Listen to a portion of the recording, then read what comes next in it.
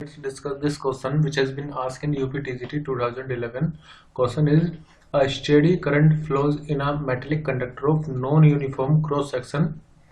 The quantity remain constant along the whole length of the conductor कौन सी होगी। मतलब कि अगर इसमें से स्टेडी करंट, देखो पहले ही बता दिया है जो करंट है वो स्टेडी है, मतलब कि कांस्टेंट करंट उसमें फ्लो कर रहा है। तो कौन कौन सी चीजें कांस्टेंट रहेगी। पहले मैं कुछ फॉर्मूले बता देता हूँ। जैसे करंट और ड्रिफ्ट वेलोसिटी का रिलेशन होता है NEAVD, और एक आपने फॉर्मूला पढ़ा होगा करंट डेंसिटी का, जो कि करंट अपॉन एरिया होता है, और एक ओम्स लॉ होता है वेक्टर फॉर्म में जिसको हम लिखते हैं E = ρ J।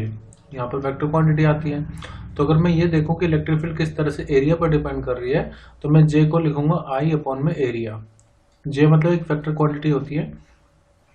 तो जो इलेक्ट्रिक फील्ड होगी वो इन्वर्सली किस पर डिपेंड कर रही है, एरिया पर, जब करंट स्टेडी होगा, आई कांस्टेंट होगा। ऐसे ही अगर मैं यहाँ देखूं तो ड्रिफ्ट वेलोसिटी इन्वर्सली किस पर डिपेंड करेगी, एरिया पर।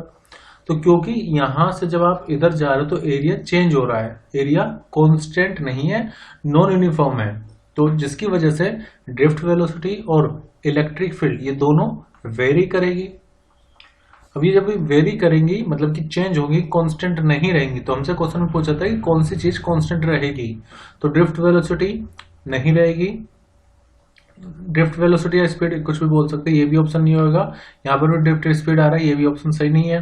तो यहाँ पर करेक्ट आंसर होगा डी, यानी कि करंट ओनली।